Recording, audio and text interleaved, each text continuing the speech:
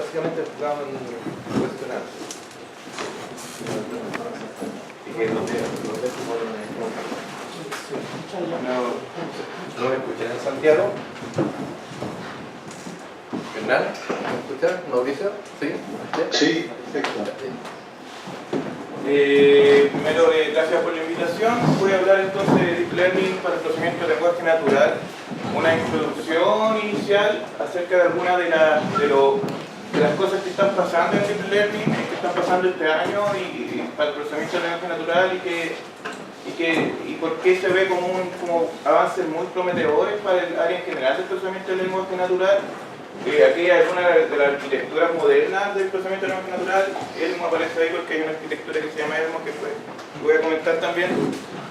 Y luego voy a tratar de hablar un poco sobre un paper que presentamos en la conferencia CERE, una conferencia de procesamiento del lenguaje natural, que unifica, o sea, que toma un poco ideas de varios de los avances que voy a presentar ahora. Entonces, el procesamiento del lenguaje natural ha avanzado durante el último año en base a dos muy buenas ideas que han permitido mucho estado del arte en muchas áreas importantes. Primero es el aprendizaje de representaciones distribuidas o representaciones profundas. La idea es no ya dejar de ocupar representaciones simples como un one-hot encoding o este tipo de representaciones que se ocupan comúnmente en el procesamiento del lenguaje natural, ir a presentaciones un poco más complejas, de varias capas que se aprenden mediante redes neuronales. Esta idea ha permitido, ya se convirtió, bueno, el primer paper más o menos fue del 2003 y ahora es como una cosa que ya es parte del trabajo de cualquier persona que trabaja en lenguaje, procesamiento de lenguaje natural. Y una segunda idea que ha pegado fuerte también en el área es la utilización de mecanismos de atención. La idea de los mecanismos de atención es encontrar métodos en la que el modelo se puede enfocar solamente en partes del texto que son importantes para contestar, por ejemplo, una pregunta o para hacer cierta clasificación, y no, por ejemplo, en lo que no tenga que analizar al mismo tiempo todo el libro, sino que pueda, por ejemplo, enfocarse en el área del libro donde justamente se hace la pregunta. También es bien general, voy a aterrizarlo un poco más luego en la presentación, pero también el tema de los mecanismos de atención es fundamental, por ejemplo, en los traductores automatizados que ocupa Google, etcétera, que ya son realmente de estado del arte y funcionan bien. Entonces, voy a tratar los dos temas por separado. El tema del aprendizaje de representaciones. La pregunta con que se parte, una pregunta tal vez un poco simple, pero es cómo representar una palabra. Clásicamente, una de las formas de representar una palabra mediante la codificación one-hot, es decir, tenemos un vector del tamaño del vocabulario completo con el que trabajamos y cada palabra se representa por un vector donde hay un 1 en la posición de esa palabra en el diccionario. Entonces, como ven, es un vector bien sparse, solamente tiene una entrada activada normalmente, y eso es complicado porque, por ejemplo, en inglés hay 250.000 palabras, en Google, es decir, agregando emoticones, agregando algunos y todo ese tipo de cosas, hay 13 millones de palabras, es decir, que tenemos que tener muchos vectores del tamaño de 13 millones, lo que no es muy eficiente. Pero más complicado es que se puede arreglar con algunos métodos computacionales. Más complicado es que, por ejemplo, consideramos una representación de perro, una representación de mascota y una representación de perro. Sabemos que el perro algunas veces es mascota, que nosotros, por ejemplo, sabemos que hay cierta relación, hay cierta, en cierto sentido es más similar la palabra perro de mascota que, no sé, azúcar que mascota. Entonces, esta representación no nos dice nada acerca de esa cierta similitud entre las dos palabras, no hay forma de decir que una es más cercana que la otra.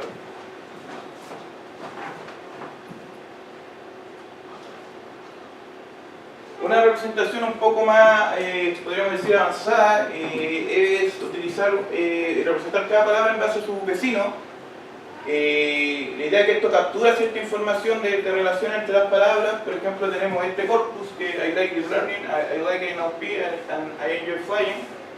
Y en este caso, por ejemplo, like aparece 2 veces junto a I, así que en este valor iría un número 2. Aparece junto a enjoy una vez, etc. Entonces esta representación ahora no está, sí, si comparamos ciertas palabras que aparecen muchas veces en contextos parecidos, por ejemplo, I seguramente aparece en contextos parecidos que you, etc. Entonces, sí hay cierta, ahora sí se codifica cierta similaridad en la representación, ¿cierto? Cada representación sería tomar una fila de esta matriz grande. ¿Por qué ese 2 en I?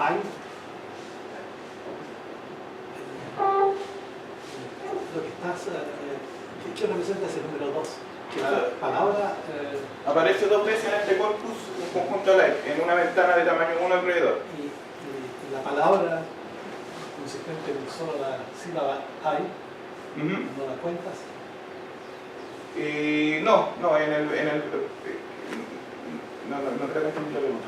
No, la letra I, la I, aparece 3 veces. ¿Por qué ahí le pones 0? En cambio, las otras que aparecen 2 veces. Ah, claro, no solamente está contando los vecinos, no la propia palabra.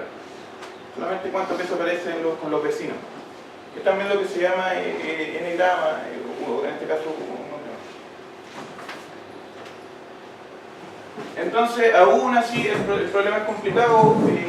Primero porque tenemos que tener una matriz muy grande en memoria. En el caso, por ejemplo, de trabajar con el vocabulario que tiene Google, sería una matriz de 13 millones por 13 millones. No es muy bueno de trabajar con eso, pero lo que podemos hacer es asumir cierta como hipótesis, es que en verdad la mayoría de la información vive en una dimensión de mucho menor tamaño. En general podemos verlo, por ejemplo, de esta matriz, la mayoría de las cosas van a ser 0, así que en realidad no necesitamos por qué representar cada matriz con 13 millones de valores.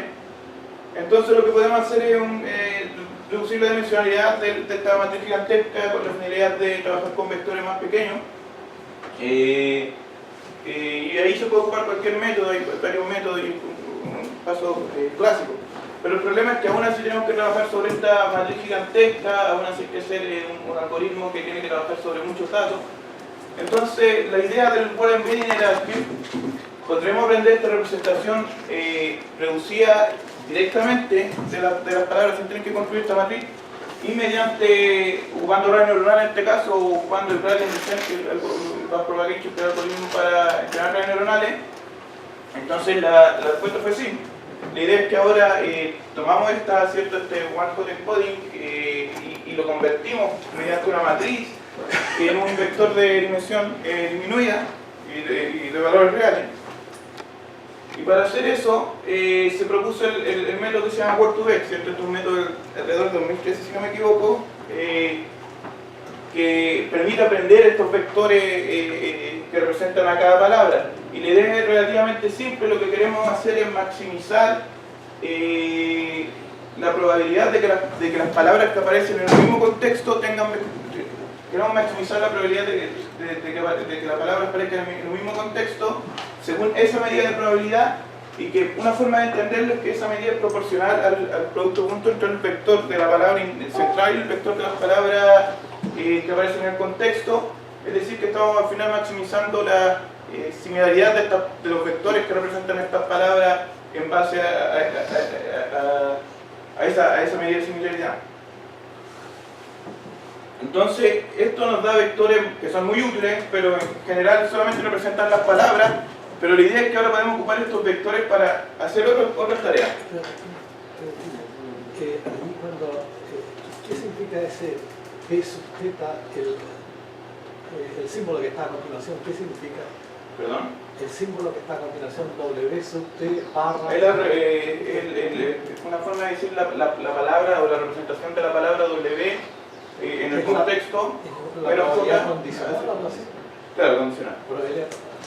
Pero, ¿por qué dijiste algo así del producto interno del mundo? Porque esta probabilidad condicional se representa con una softmax. Y la softmax es proporcional.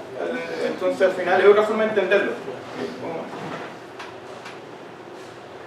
Entonces ahora la idea de ocupar estos vectores en otros trabajos, un trabajo que por ejemplo es una tarea clásica de procesamiento de lenguaje natural es modelamiento de lenguaje, que es solamente calcular la probabilidad condicional de una palabra, dado las palabras anteriores de la oración.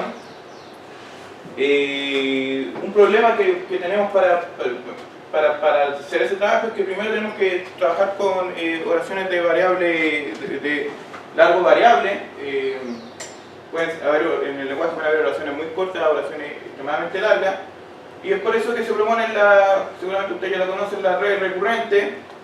Y la idea de la red recurrente es mantener un estado interno, ¿no? un vector que representa el estado interno, que en este caso sería el h, y en cada caso llega una palabra, se hace cierta operación que se representa con una red neuronal, y en cada paso también recibe el input del paso anterior, ¿cierto? Entonces mantiene este estado interno h y va actualizando, o sea, claro, y va actualizando a la medida que van llegando diferentes palabras. Luego podemos calcular la probabilidad de la palabra W como de nuevo como una softmax y aquí lo que hacemos es que multiplicamos un vector del tamaño del vocabulario por nuestro estado interno. O sea, después vamos a tener valores únicos para cada uno de nuestras posibles palabras en el vocabulario, y eso lo podemos hacer una softmax para calcular la probabilidad.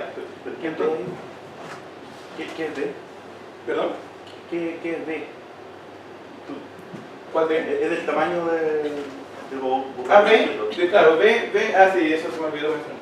Aquí no debería poder tal vez la misma palabra, la misma letra.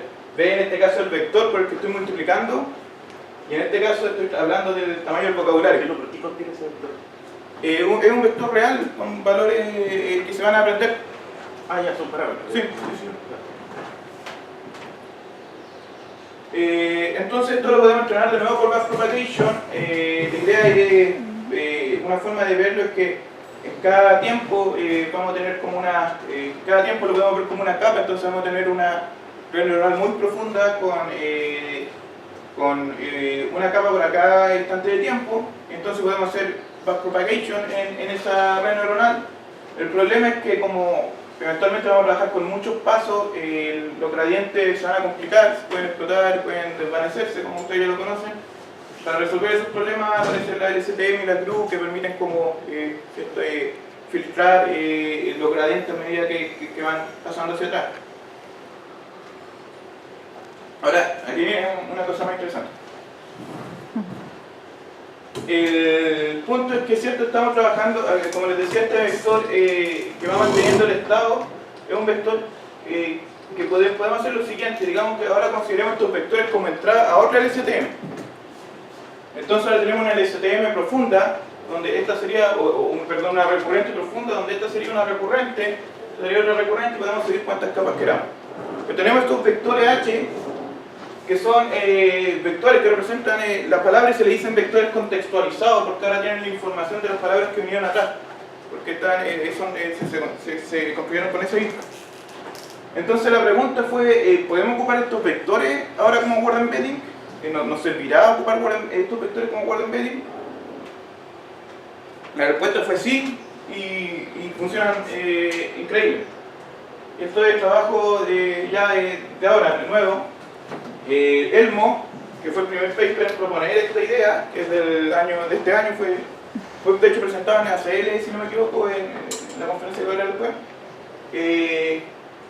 Y la idea es entrenar una red neuronal, una LSTM muy profunda, y quedarse con estos vectores que corresponden a las capas internas y de una forma combinarlos. En este caso los suman con peso, y eso fue como el gran aporte, porque la idea ya se le había ocurrido a gente antes. Y haciendo eso, lograron estado del arte como en 15 datasets de una, que fue un avance grande, y ahora es como, esto salió hace 2 meses, pero es como, tiene que ocupar Elmo, como el Word Embedding en el 2013.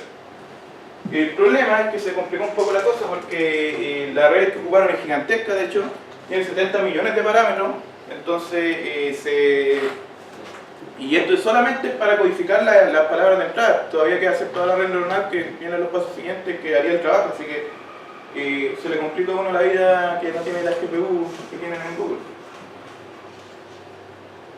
Y después salió otro trabajo, que es BERT, de hace 2 semanas de hecho, la misma idea, pero ahora son 300 millones de parámetros. Entonces, Disculpa, pero ahí necesitan entonces un clúster de GPU. no, una buena GPU. Con un computador todo eso. Una buena GPU. Oye, pero ¿cuál es el problema que está en el fondo? Tú dices, podemos elegir estos, los H para representar. Pero ¿cuál es el problema? Es que la idea del procesamiento de lenguaje natural en este caso es los vectores son buenos para representar palabras. Luego vemos el problema, Sí. es como composicionalidad del problema. Sí, Primero, pero ¿qué quieres hacer con el texto? después se puede hacer para contestar preguntas, por ejemplo, se puede hacer para modelar el lenguaje, se puede hacer para lo que uno Cuando quiera. dices modelar, ¿qué quieres decir? El calcular la probabilidad condicional de las palabras dado la oración. Eso es la idea que vas a ocupar para la idea de modelar. Eso es lo que se define como la tarea de modelamiento del lenguaje, ¿cierto? En este caso, la idea es que aprendemos por embedding que son buenos para representar palabras, pero la tarea en que vamos a ocuparlos puede ser separada, la consideramos separada. Ahora voy a hablar un poco más de eso. Porque no hay ninguna relación entonces entre el objetivo que se persigue, ¿cierto? Y con qué criterio seleccionas, por ejemplo, con cuál capa te quedas para representar los H. No, la relación que hay, y es una hipótesis tal vez, es que si queremos contestar preguntas basadas en lenguaje, necesitamos primero tener una buena representación del lenguaje. Entonces, bueno, la intuición sería como primero hay que aprender a leer y después podemos contestar exámenes de inglés. Pero, por ejemplo, ¿cómo contestar preguntas sobre el texto? Se supone que el texto contiene, para el lector humano, contiene la respuesta que yo Claro, preguntar. puede ser, por ejemplo, no sé, uno lee un libro de Señor de los Anillos y le preguntan sobre uno de los personajes. Entonces, si lees El Señor de los Anillos y te preguntan quién venció en la competencia electoral de ayer en Brasil, Hay más ya, entonces la respuesta a la pregunta que se formula tiene que estar en el mismo texto. claro, sí. Pero, contestar preguntas sobre el texto. Ahora, otra tarea también puede ser contestar preguntas generales. En ese caso, tendría que tener una base de datos gigantesca con información general. Es correcto, me parece bueno el aspecto contestar sobre la base del mismo texto, ¿no? Claro. Es suficientemente complicado. Disculpa, antes de continuar, ¿puedes volver al modelo donde decías que tenías que maximizar la probabilidad? Es el siguiente. Maximizar la probabilidad condicional, dado que estás observando, eso todavía no me queda claro. Claro. ¿Qué parte está maximizando? ¿Maximizando la probabilidad condicional respecto a qué opciones, digamos? Supuestamente está maximizando respecto a teta. Entonces, teta es el conjunto. Entonces tenemos cierta elaboración y digamos que en cada punto T hay una posición diferente en el texto que estamos ocupando como corpus de entrenamiento, ¿cierto? ¿Ya? Entonces, esto me está diciendo que solamente estoy considerando las palabras que están alrededor. No, sí, eso no entiendo. Si lo que no entiendo es teta. ¿Qué es teta acá? Estos son los pesos de la red neuronal. Y esos pesos, la red neuronal es la que está induciendo esta probabilidad condicional, ¿cierto? Porque la estamos modelando con una red neuronal que es una soma. Los vectores U. Dar una arquitectura va a tener un conjunto de vectores B o... Sí, y esos serían los teta. Y esos son los que estamos maximizando. Claro. O sea, estamos maximizando la probabilidad dado que... Pero a veces esas probabilidades condicionales son de naturaleza frecuentista, a fin de cuentas. No hay nada semántico ahí. No. Es todo frecuentista. Sí. Eso es un problema, sí. Es un problema. Después podemos hasta ahora estamos aprendiendo de los datos solamente. No hay... Por ejemplo, si hay esos lenguajes que usan los niños de jerigonza, ¿cierto? Que colocan palabras mezcladas, incluso deformándolas con sílabas. Y en realidad un humano puede comprender ese lenguaje. Pero la máquina aquí sacaría probabilidades absolutas. Claro, el problema es que la máquina aquí no está considerando ninguna de las propiedades de composicionalidad del lenguaje, ¿cierto? Uno puede generar muchas más frases de las que aprende. No tiene que ver todas las frases, sino que uno puede recombinar frases. No considera para nada No condiciones considera. gramaticales, por ejemplo. Sí, sí, sí. Hay ciertas estructuras admisibles y otras no Claro, son ese admisibles. es un gran problema del desarrollo del lenguaje natural en la actualidad. Antes los métodos clásicos sí consideraban eso y se basaban solamente en la composicionalidad, pero estos métodos funcionan mucho mejor, pero ahora votaron eso que era súper importante.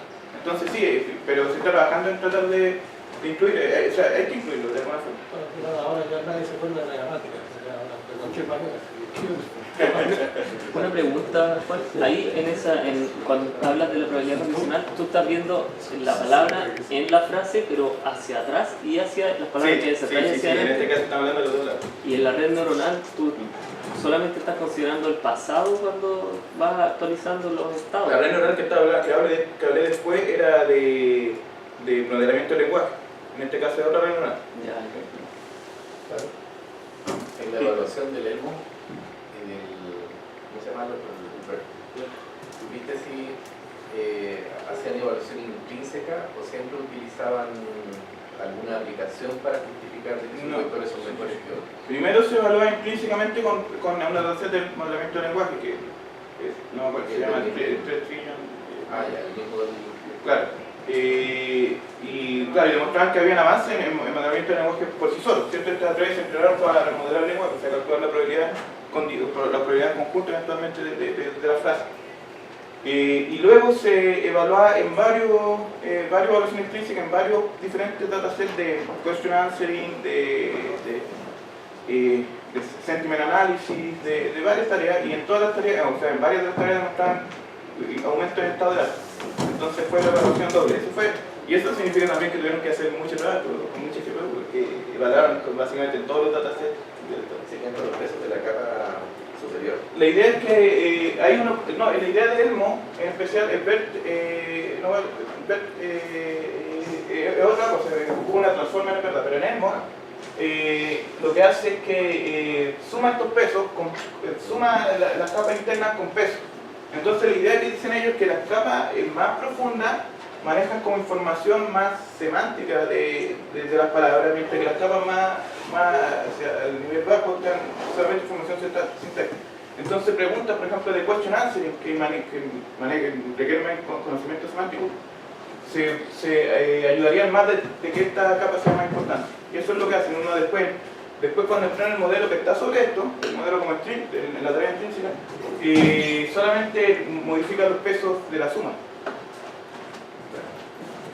Pero ¿cómo los modifican? Como dos por hecho. Tratando de optimizar algún... La tarea que viene después, claro. Entonces voy a hablar ahora un poco sobre question answering. ¿Y ese backpropagation es sobre pequeños batch de datos? 70 o... Claro, en ELMO no me acuerdo cuál era el batch que ocupaban, pero creo que no era tan chico, era como 256. Pero uno puede ir y decidir lo que uno quiere. Estaban de 300 millones por one batch de 256. Y del texto, tú estás hablando de 300 millones del texto, claro, o sea, lo subdividían en batches que sostenían aleatoriamente. Entonces, la tarea de question answering, voy a poner un ejemplo muy simple. Esto, por ejemplo, sería un texto donde se están describiendo cosas que están pasando en una casa, por decir. O sea, Daniel fue al baño, Sandra fue a la oficina, Mari dejó una pelota en el lugar, Mari tuvo una pelota en un lugar, Mari fue al jardín. Entonces la pregunta es, ¿dónde está Mari? Y la respuesta es Mari. Es simple. Es una versión muy simple de lo que en verdad sería leer un libro y contestar preguntas sobre el libro. ¿Cómo? Fíjate, yo habría respondido estar en el jardín. ¿Por qué? Eso fue reunión. Sí, claro.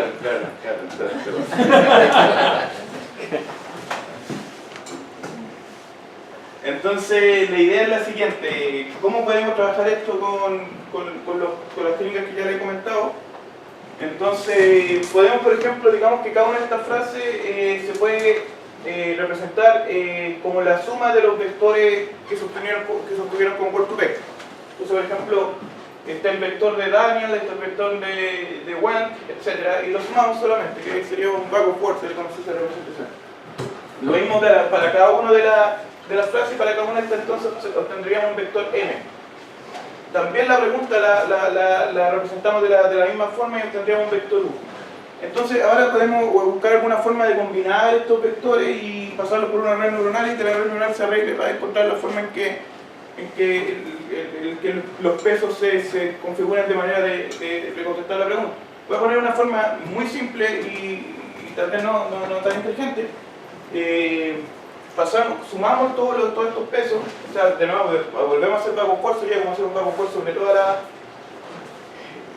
Y lo concatenamos, esto es estoy representando la operación de concatenar, lo concatenamos con el vector de la pregunta, lo pasamos por una red neuronal, lo multiplicamos por un vector que tiene la misma utilidad que el B, que es el resultante, que básicamente es un vector sobre todas las posibles palabras del vocabulario, y eso lo pasamos por una softmax para que nos dé la probabilidad de cada una de las palabras. Entonces la probabilidad sería, este vector estaría representando la probabilidad de que la respuesta sea Mari, la probabilidad de que la respuesta sea Daniel, la probabilidad de que la respuesta sea Garden, etc. Ahora, el problema es que con esto estoy diciendo que todas las oraciones son iguales de importantes, lo que claramente no, porque lo que me interesaría aquí, y estoy simplificando esto el tema, uno puede encontrar por ejemplo esto.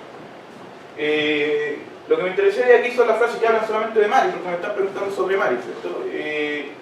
Así que me gustaría encontrar alguna forma de solamente enfocarme en las frases que incluyen a Mari en el enunciado. Esto se parece mucho a cómo los estudiantes de enseñanza media responden los tests.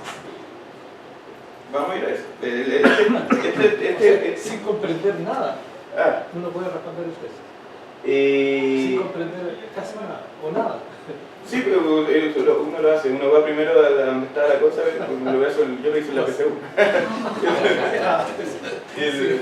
O sea, tiene una aplicación práctica. Sí, pero en general esto está basado en cómo analizamos nosotros, que ocupamos los mecanismos de atención son parte de nuestro análisis. Es conocido, voy a ir un poco después a hacer un poquito el link con el área de cómo funciona la ciencia cognitiva. Puede ser otra época, pero en el bachillerato no era posible.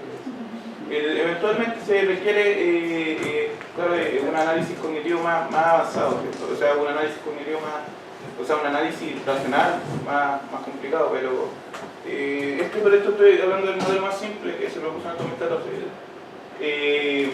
Entonces lo que queremos hacer ahora es hacer esta suma, pero con peso, donde los pesos indican la importancia de la frase para contestar la pregunta. Y bueno, hay una forma súper simple de hacerlo, de nuevo calcular la similaridad de cada una de estos vectores con la pregunta, ¿cierto? Entonces uno podría esperar que, por ejemplo, el vector que contiene a Mari va a ser eventualmente más similar que el vector que no contiene a Mari, siendo que aprendimos estos vectores en base a Word2Vec. Entonces aquí los pesos, bueno, aquí no se ve, pero puse como flechas más suaves, pero aquí entonces sumaríamos y los pesos nos indicarían que lo que nos importa más para contestar la pregunta son estas dos frases y bueno, pasaría por una red neuronal de nuevo y eso nos permitiría contestar la pregunta. Entonces estos son los mecanismos de la versión más simple de mecanismo de atención. Esto se empieza a hacer, o sea, eso fue el 2014 cuando se empezaron a proponer primero, las cosas han avanzado harto. Bueno, algunos dicen que la idea más importante en los últimos 10 años en Deep Learning para el NLP. La idea es que también se puede usar para atender a diferentes partes de imágenes. Por ejemplo, si me preguntan qué está pasando en el patio, yo voy a enfocar mi atención en el patio, no voy a enfocar y se puede ocupar para imitar el mismo proceso en imágenes. Tiene cierta inspiración biológica, como les decía, la atención es un mecanismo que nosotros ocupamos, que nuestro cerebro ocupa mucho.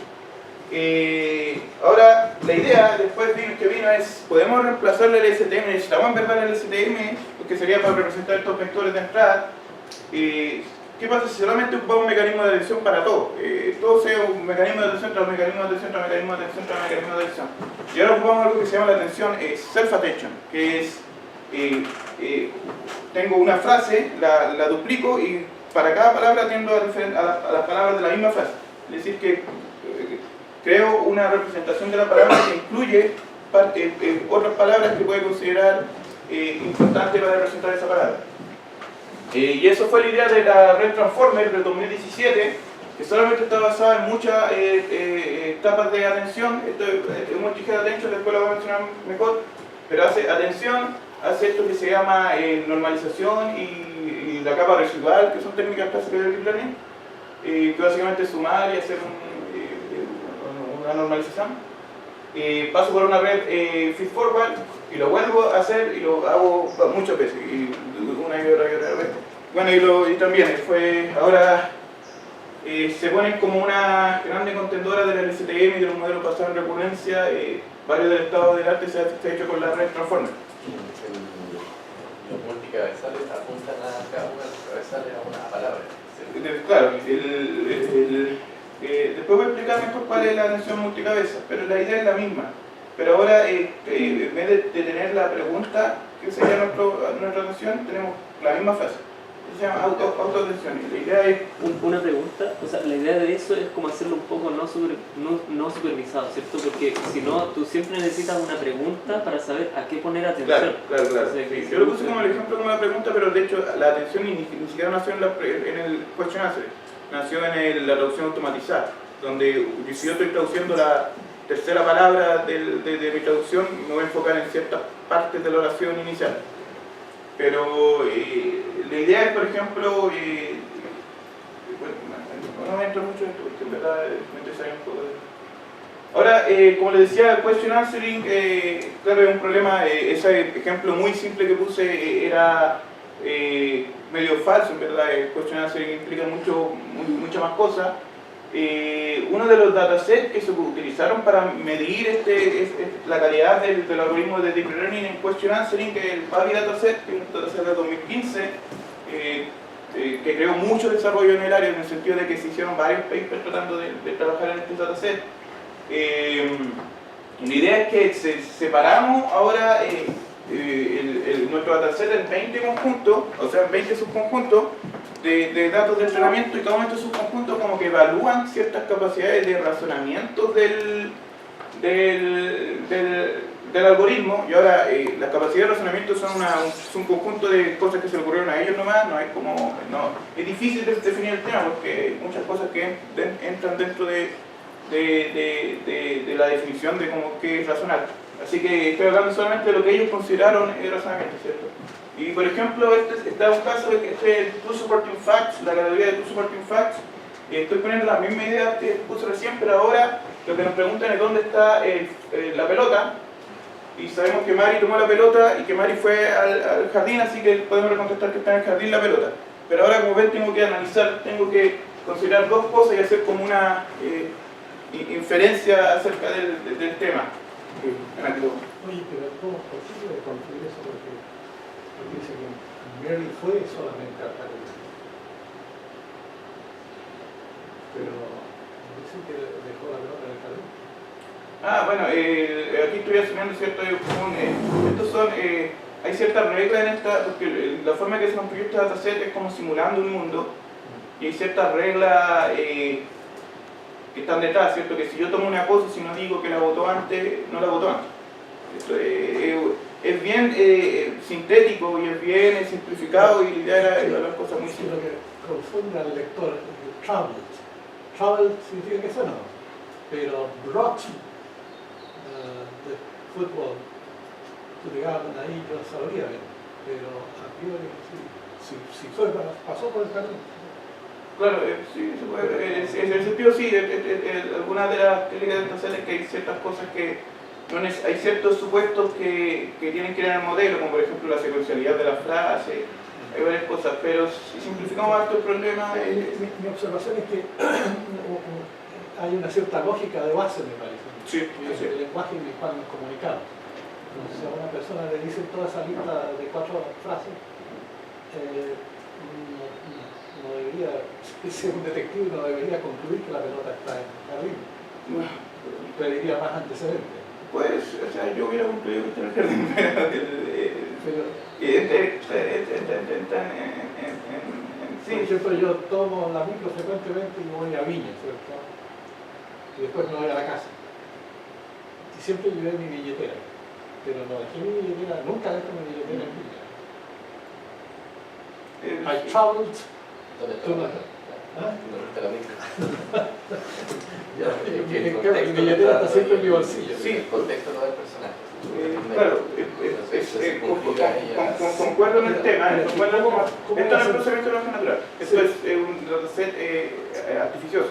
Sí, de acuerdo, pero es que me gustaría, no sé cómo va a estar, pero ojalá que ese dataset artificial represente una situación más o menos próxima a la realidad.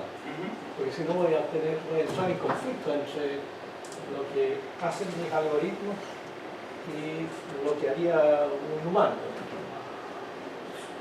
Yo no concuerdo tanto con eso, o sea, lo que usted está poniendo es que el caso son ciertas excepciones a la regla que el humano sí sería capaz de procesar, pero en general nosotros funcionamos con las reglas, no con las excepciones.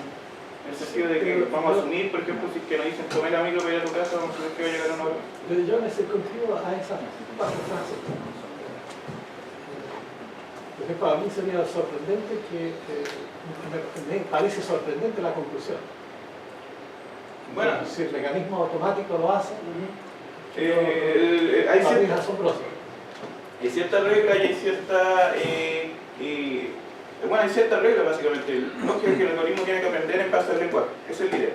Y es un dataset artificial que la idea era simplificar altos problemas solamente para evaluar ciertas capacidades. Entonces, tal vez hay una capacidad que nos está hablando ahí que es como el entender que hay excepciones, entender que hay cosas que hicieron que se pueden, pero eso no lo estaba hablando el dataset. Estaba hablando de la base, la idea, la propuesta de ello era que partamos primero viendo si es que funciona algo y después vemos en la actualidad se está trabajando con dataset real, donde hay todos estos problemas, pero en estos tiempos, en el 2015 lo probaron, por ejemplo, en los modelos de lector de arte y daban 40% de accuracy. Hubo cierto desarrollo que hacer antes de resolver este caso simple y tal vez bien